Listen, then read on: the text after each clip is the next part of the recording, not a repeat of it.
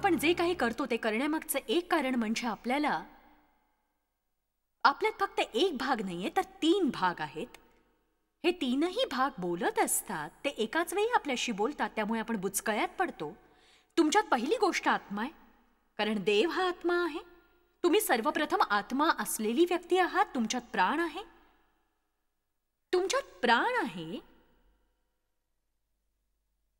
आणि तुम्हाला शरीर आहे. आता तुमचं जीव आणि तुमचं शरीर यांना बायबलमध्ये देह असं म्हटलेलं आहे, आणि तुमच्या आत्म्याला आत्मा असं म्हटलेलं आहे. जेव्हा तुम्ही ख्रिस्ताला तारणारा म्हणून स्वीकारता तेव्हा देव तुमच्या आत्म्यात राहायला येतो. तो त्या आत्म्याला शुद्ध करतो, त्याला पवित्र करतो आपल्या चमत्कार करणाऱ्या कृपेद्वारे. कारण जिथे पावित्र्य नसतं तिथे तो निवास करत नाही. जेव्हा तुमचा नवीन जन्म होतो, अचानकपणे तुमच्यामध्ये एक नवीन नैतिक नियम अस्तित्वात येतो. जसे ते जुन्या कराराखाली जगत होते तसं आपल्याला जीवन जगण्याची काही एक गरज नाही, मात्र आपल्यालाही नियम असतो, आणि तो नियम आपल्या हृदयावर असतो. पवित्र आत्माच आपला नियम बनतो, आणि तो स्वातंत्र्याचा नियम बनतो, कारण त्याच्या नियमात आपल्याला वाटा नसतो. देव जेव्हा आपल्यात राहायला येतो तेव्हा तो आपल्याला नवीन इच्छा देतो. तर आता एका भागाला केवळ योग्य तेच करण्याची खूप इच्छा असते. आत्मा उत्सुक आहे खरा, मत्तय 26:41 म्हणतं, पण देह अशक्त आहे. आपल्यात देह आहे, आपल्यात अजूनही जुनं मन, जुन्या भावना आहेत, आपल्या जुन्या इच्छा, आणि ते जुनं आळशी, स्वार्थी, दुर्गंधीयुक्त, स्वकेंद्रित शरीर. आणि हे शरीर आपल्या आत्म्यात जे काही नवं कार्य चाललेलं असतं त्यात अडथळे आणतं. त्यामुळे आपण स्वतःलाच समजून घेऊ शकत नाही, खास करून देवासोबतच्या आपल्या आरंभीच्या दिवसात. कारण उदाहरणार्थ, ख्रिस्ताला आपला तारणारा म्हणून स्वीकारण्यापूर्वी तुम्ही पाप करूनही आरामात राहू शकता, त्याची तुम्हाला काहीच पर्वा वाटत नाही. पण अचानकपणे जेव्हा तुम्ही ख्रिस्ताला स्वीकारता, आता पूर्वीसारख्याच गोष्टी केल्यानंतर तुम्ही अजिबातच आरामात राहू शकत नाही. अचानकपणे त्या गोष्टी तुम्हाला सतावू लागतात, ज्या आधी तुम्हाला सतावत नव्हत्या, आणि हे नेमकं कशामुळे होतं ते तुम्हाला समजत नाही, कारण त्याचं तुम्हाला अद्याप पुरेसं ज्ञान झालेलं नसतं. म्हणून जरी तुमच्या एका भागाला योग्य ते माहीत असतं, तरी दुसरा भाग चुकीच्या गोष्टी करण्यात गुंतलेला असतो. सवयीने नेहमीच्या गोष्टी करत असतो तो. तुम्ही नव्या सवयी अद्याप शिकलेल्या नसता. योग्य विचार कसा करायचा हे माहीत नसतं तुम्हाला, आणि तुम्ही पुढे जात राहता चांगल्याची इच्छा मनात ठेवून, पण वाममार्गाने पावलं टाकत, आणि मग तुमच्या मनावर येतो अपराध आणि दोषी भावनांचा भार, जो तुम्हाला रोखत असतो परिवर्तनापासून. आणि मग सुरू होतं एक कधीही न संपणारं असं चक्र, ज्याचा सूत्रधार बनतो तो महाधूर्त सैतान. या स्थितीचं वर्णन प्रेषित पौलाने रोमकरास 7 मध्ये केलंय. तो म्हणतो, जे मला करावंसं वाटतं ते मी करत नाही, ज्या गोष्टी कराव्याशा वाटत नाहीत त्या मी करतो. मला झालंय तरी काय, तर जे मला करावंसं वाटत नाही ते मी करतो. ते म्हणजे माझा नवा मनुष्य करत नाही, तर माझा देह ते करतो. माझ्या आत्म्यात एक नवा नियम कार्य करतो, तर वेगळाच नियम माझ्या देहात कार्य करतो. आणि प्रभूमध्ये परिपक्व होऊन पौल जे म्हणतो ते समजेपर्यंत डोक्याचा भुगा होतो. 30 वर्षांपूर्वी रोमकरास 7 असताना माझी भंबेरी उडली होती. मला विश्वास आहे रोमकरास 6, 7 आणि 8 हे अध्याय बायबलमधील प्रमुख अध्याय आहेत. म्हणजे ते असे की जर तुम्हाला रोमकरास 6, 7 आणि 8 हे अध्याय समजले नाहीत, तर तुमच्या देवाबरोबरच्या वाटचालीतील बऱ्याच गोष्टींना काहीच अर्थ राहणार नाही. उदाहरणार्थ, रोमकरास 6 मध्ये असं म्हटलंय की जे ख्रिस्तात आहेत ते पापाला मरण पावले आहेत. पाप मरण पावलं असं म्हटलेलं नाही. पाप अजूनही जिवंत आहे आणि पृथ्वीवर ते अस्तित्वात आहे. ते अजूनही आपल्याला मोहात पाडतं. बायबल म्हणतं परीक्षा यायलाच हव्यात. त्यासाठीच देवाने आपल्याला शिस्तीचं आणि आत्मसंयमाचं फळ दिलंय. कारण आपल्यावर मोह जर आले तरी आपल्याला मोहात पडायची गरज नसते. देवाच्या सामर्थ्याने आपण त्याला नाही म्हणू शकतो. याची सवय करा. मनातल्या मनात नाही म्हणा. तिथे मागच्या रांगेत बसलेल्या लोकांना मी काय म्हणते ते कळतंय का? आपल्यात नेमकं काय द्वंद्व चाललंय ते न समजल्यामुळे काय घडतंय ते आपल्याला कळत नाही. कारण आपल्यातला एक भाग चांगलं करू इच्छितो आणि दुसरा भाग नेमकं त्या विरुद्ध वाईट करू इच्छितो. कारण बघा, पाप मेलेलं नाही, पण आपल्यातला एक भाग त्यासाठी मरण पावलाय. आपल्यातला एक भाग असा आहे त्याचं वाईटाशी काही एक देणं घेणं नाहीये. तुमच्या त्या भागाचं देवाबरोबरचं नातं नीट करण्यात आलेलं आहे. हे प्रभू येशूच्या रक्ताने झालं, ते देवाच्या कृपेचं दान आहे. ज्याला पाप ठाऊक नव्हते त्याला पाप असे केले, यासाठी की आपण ख्रिस्ताच्या ठाई देवाचे नीतिमत्व असे व्हावे. आता देवाने अगदी सुरुवातीलाच हे वरदान आपल्याला का दिलं बरं? यासाठीच की देव कधीही एखादी गोष्ट दिल्याशिवाय तुमच्याकडून फळाची अपेक्षा करत नाही, कधीही नाही.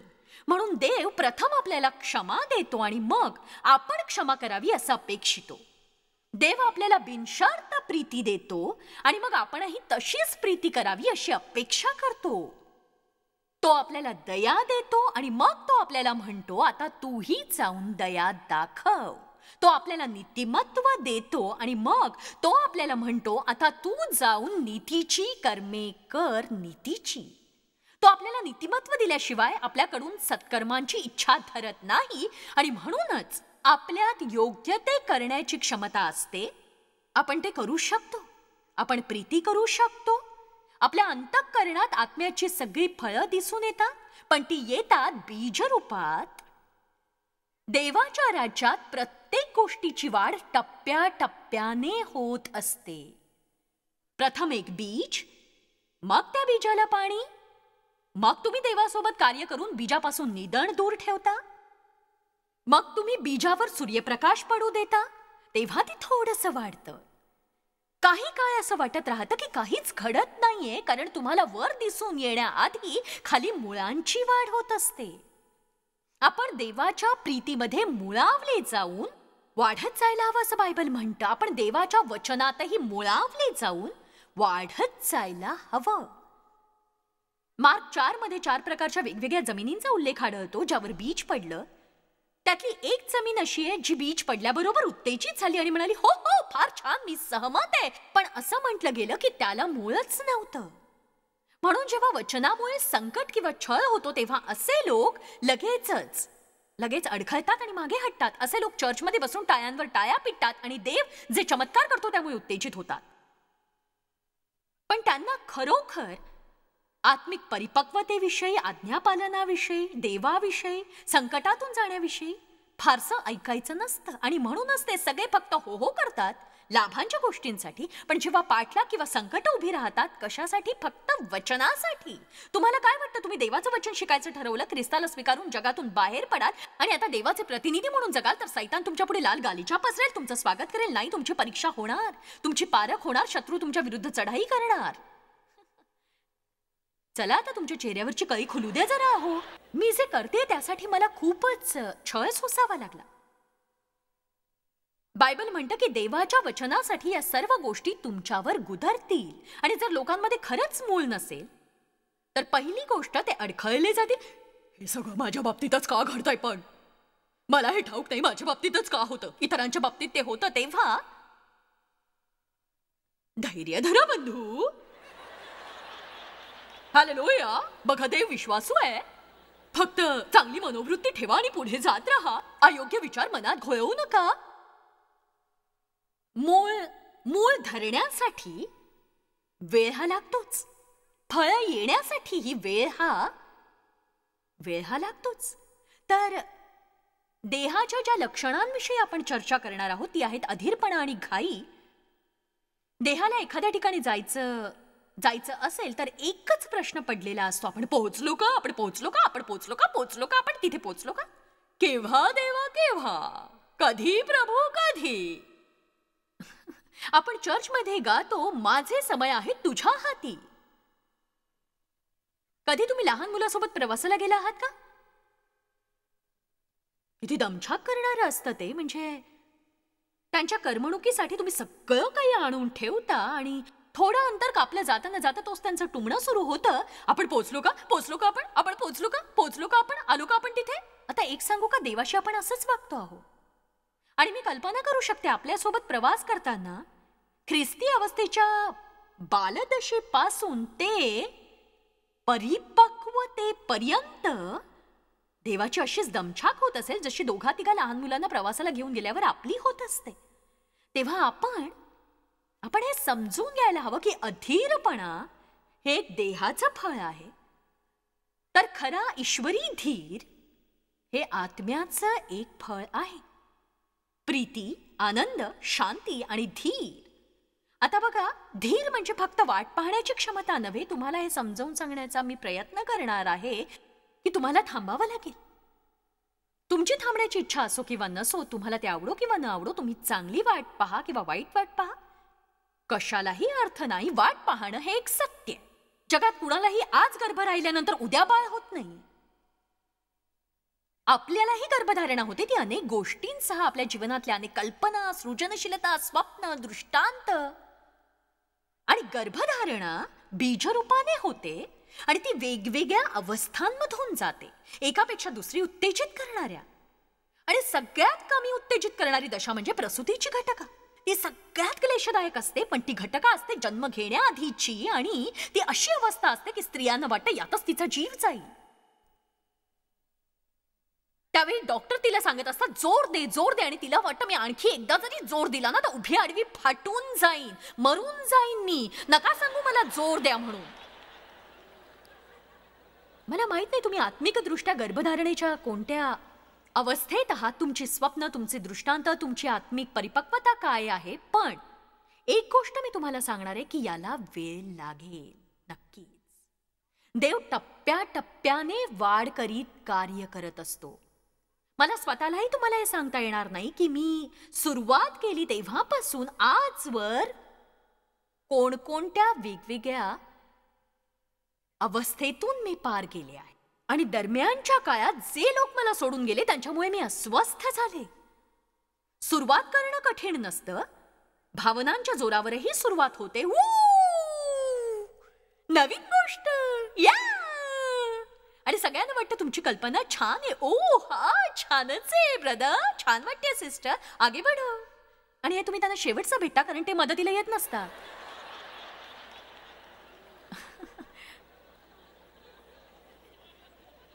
आज ना उद्या दोघेच उरणार असतात, तुम्ही आणि तुमचा देव, तुमची स्वप्न, तुमच्या वेदना.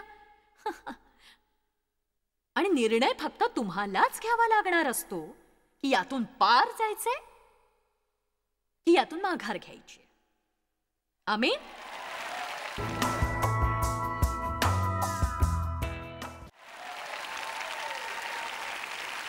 देव आणि माझ्या लग्नाला 44 वर्ष झाली आहेत. काल आम्ही बोलत होतो आमच्या मुलीसोबत विमानातून इथे येत असताना. मी देवला आधीच एक गोष्ट सांगितली आहे, जर देवाने तुला माझ्या आधी नेलं तर माझा पुन्हा लग्न करण्याचा प्रश्न असतो. असं नाही की माझं लग्न एक महान लग्न ठरलं नाही, पण मी त्यातून जाणार नाही पुन्हा. नाही, बायबल म्हणते यास्तव पुरुष आपल्या आईबापा सोडून आपल्या स्त्रीशी जडून राहील आणि ती दोघे एकदेह होतील. हे किती छान वाटतं. पण ते एकदेह होणं म्हणजे एक भयस्वप्न आहे. दोन जीवन एक करण्याचा प्रयत्न करणं, दोन पूर्णपणे वेगवेगळ्या प्रकारच्या लोकांना एक करण्याचा प्रयत्न करणं आणि त्यांनी असं म्हणणं आमच्यात पूर्ण शांती आहे. तर मग हे घडून येण्यासाठी तुमच्यात देव असणं गरजेचं आहे. आणि देव म्हणाला मी सुद्धा पुन्हा यातून जाणार नाही.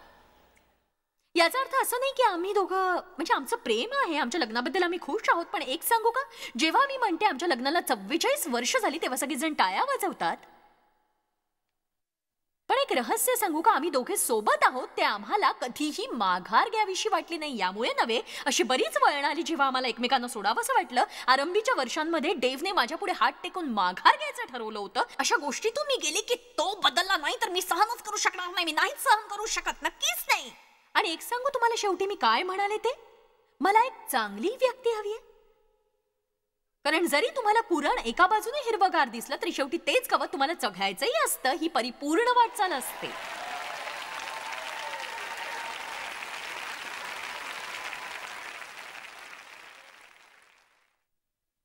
बघा, कोणत्याही गोष्टीसाठी कोणीतरी टाळ्या वाजवतं तेव्हा त्या गोष्टी नीट ऐका. आता जे काही तुम्ही आता साध्य केलंय, ज्यासाठी लोक आता टाळ्या वाजवतायत, ज्यामुळे तुमच्या मुखावर स्मित हास्य आहे, ते मोफत आलेलं नाही, ते सहजासहजी साध्य झालेलं नाही, ते झटपटही झालं नाही. आणि मी म्हणते इतर कुठल्याही गोष्टीपेक्षा मला आत्मिक धाडस असलेले पाहायला आवडतील. असे लोक आवडतील जे म्हणू शकतील मी कधीही माघार घेणार नाही, कारण एक सांगू का, माघार घेणं सोपं असतं हो. तुम्ही म्हणा मी कधीही माघार घेणार नाही, जी देवाची इच्छा आहे तेच मी करीन, जसा मी देवाला हवाय तसाच मी होईन, जे देवाला मला द्यायचंय तेच मी मिळवीन.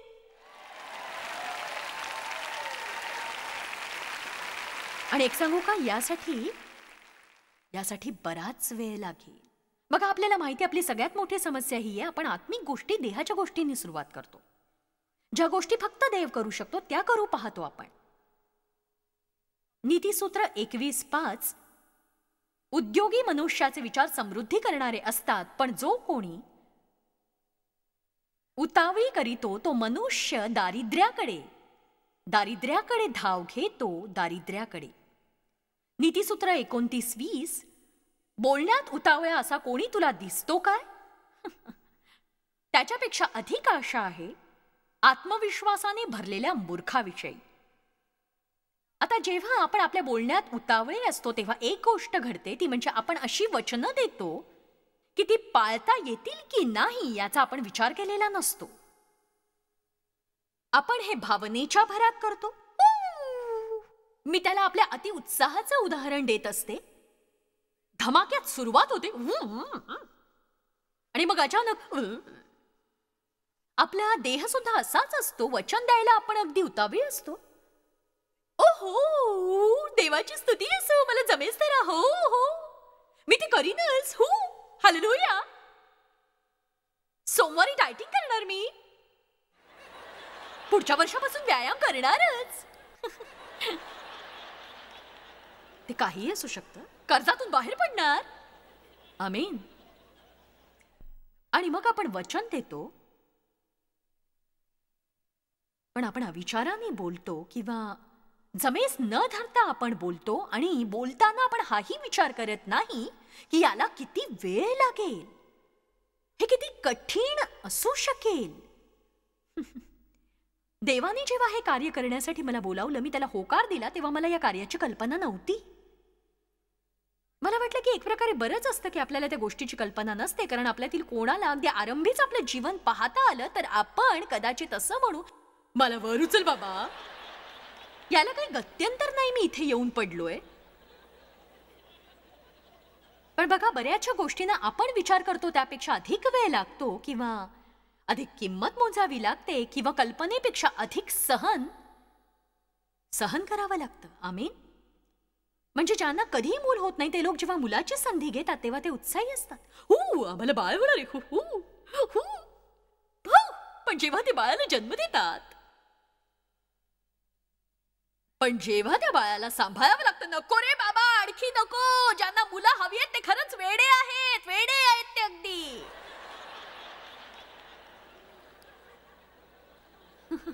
आणि मूल नसतं तेव्हा, अरे माझी सोनं गोड, किती गोड असतो. आणि ते मिळाल्यावर सांगा काय होतं. बघा, अंतिम परिणाम हा सुखदायक असतो. मी म्हटलं, अंतिम परिणाम हा सुखदायक असतो. हो, एक सांगू का, मी इतकी खुश आहे की देवाने मला दिलेलं कार्य टाकून देऊन मी माघार घेतली नाही, नक्कीच नाही. हो, पण विचारू नका, माझ्या जीवनातल्या त्या खडतर वळणांचा मी विचार करते तेव्हा शहारे येतात. आणि मला एवढंच म्हणावं असं वाटायचं की विसरून जा हे. पण मी खुश आहे की मी असं काही केलं नाही. आता मी प्रतिफळात जगते.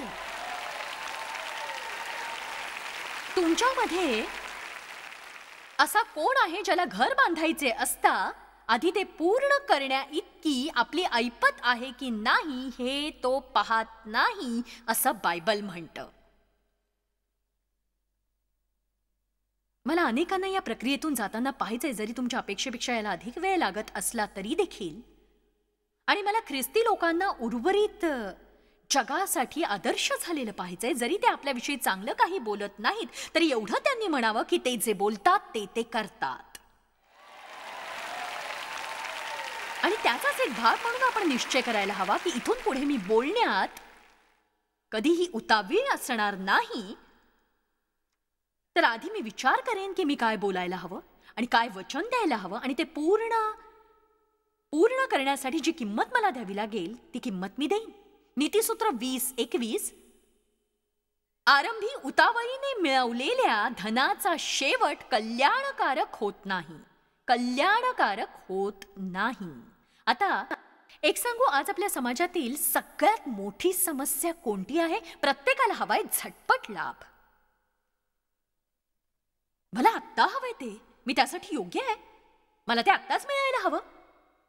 खरं तर लोक कंपनीमध्ये कामाला जातात आणि 6 महिन्यानंतर पूर्णपणे निराश होतात.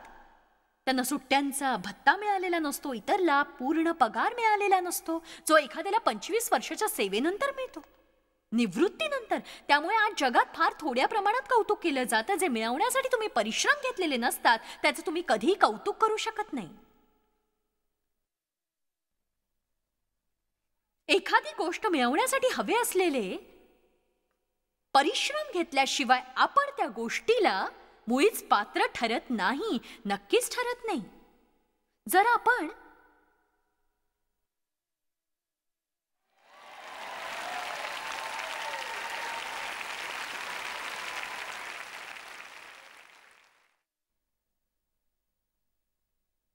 आपण वेळीच जागे झालो, परिस्थितीचं गांभीर्य ओळखलं आणि हे समजून घेतलं की कष्ट, प्रार्थना, देवाची वाट पाहणं, योग्य गोष्टी करणं, योग्य परिणामासाठी बराच काळ वाट पाहण्याची चिकाटी दाखवणं, इत्यादी गोष्टी जर आपण केल्या तर खरंच मोठी प्राप्ती होईल आपल्याला. आणि देवाला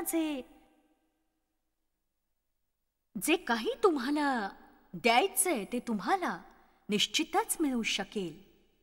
बघा, वाढीचा नियम सांगतो, वाढ हळूहळू होते. बायबल म्हणतं, तुझा देव तुझ्या शत्रूंना तुझ्या पुढून हळूहळू घालवी. पुढे ते वचन म्हणतं, नाहीतर वनपशु वाढून ते तुला उपद्रव देतील. हे अनुवाद 7:22 मध्ये आहे. तुझा देव तुझ्या शत्रूंना तुझ्या पुढून हळूहळू घालवील, नाहीतर वनपशु वाढून ते तुला उपद्रव देतील. एक सांगू, वनपशु काय? गर्व. जेव्हा आपल्याला सगळं काही मिळतं आणि काही कष्ट करावे लागत नाहीत, तेव्हा अचानक आपण स्वतःला मर्यादेपलीकडे अधिक समजायला लागतो आणि आपण म्हणतो की मी प्रत्येक गोष्टीसाठी पात्र आहे. कुठल्या गोष्टीसाठी थांबायची काय गरज? मी पात्र आहे. पण पात्र ठरण्यासाठी तुम्ही काय केलं?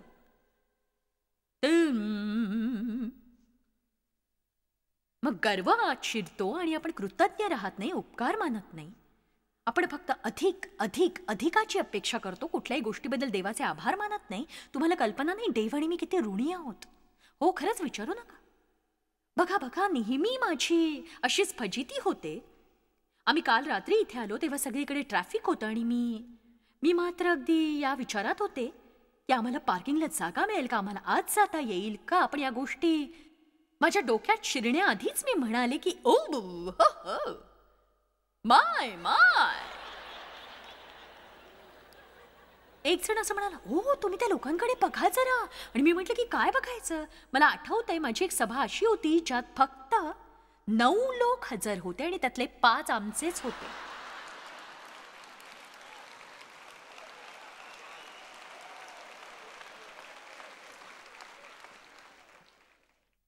आणि ते सुद्धा जेव्हा हे लक्षात घेणं महत्वाचं असतं की तुम्ही कुठून आला आहात. ही आठवणच तुम्हाला कृतज्ञ आणि ऋणी बनवत असते. मला आठवतंय, जेव्हा देव आणि मी सेवेला बाहेर पडायचो, आम्हाला हॉटेलात राहणंही परवडत नव्हतं. आम्ही काही वेळ प्रवास करायचो. घरच्या वाटेवर असताना देव खूप थकून जायचा आणि मग आम्ही पार्किंग लॉट मध्ये मुक्काम ठोकायचो. तिथे तो 30-40 मिनिटांची झोप घ्यायचा, मग तो पुन्हा गाडी चालवायचा. आणि मी त्या दिवसांबद्दल खरंच खूप खुश आहे. मी त्या दिवसांबद्दल, जेव्हा माझ्या मुलांचे कपडे गॅरेजच्या सेलमधून आणावे लागायचे. भांड्यांच्या आणि कपड्यांच्या साबणासाठी मला देवावर अवलंबून राहावं लागायचं. त्या दिवसांसाठी मी खुश आहे, कारण मी कुठे होते याची ते आठवण देतात. ते लहान सुरुवातीचे दिवस कधीही तुच्छ मानू नका. असं समजू नका तुम्हाला त्यामधून जायची काही गरज नव्हती. देव आपल्याला गोष्टींमधून जाऊ देतो आणि त्याबद्दल तुम्ही उपकार मानायला हवेत त्याचे, कारण त्या गोष्टींद्वारेच आपण परिपक्व होत असतो. हे लक्षात घ्या. झटपट तृप्तीच्या द्वारे नव्हे, कोणतीही गोष्ट आपल्याला जेव्हा हवी तेव्हा ती मिळवण्याद्वारेही नव्हे, किंवा कोणत्याही गोष्टीसाठी न थांबण्याच्या वृत्तीमुळेही नव्हे. तुम्ही का थांबू नये सांगा? तुम्ही थांबायची योजना आखा. आपण नेहमीच खूपच घाईत असतो, पण देव नसतो. त्याला आपल्या धीर हे पवित्र आत्म्याचं फळ विकसित करायचं असतं. काळ जातो तसं आपल्याला कळून येतं की चांगल्या मनोवृत्तीने धीर धरणं हे झटपट तृप्तीपेक्षा अधिक परिणामकारक असतं. मला विश्वास आहे, तुमच्या समस्या कुठल्याही असल्या तरी देववचनाचं त्यावर उत्तर आहे. वचनच तुम्हाला उत्तेजन देतं, ते तुम्हाला बलवान बनवतं, ते तुम्हाला तुमच्या जीवनात योग्य मार्गावर राखतं. त्यामुळे तुम्हाला उत्तम असं प्रतिफळ मिळतं.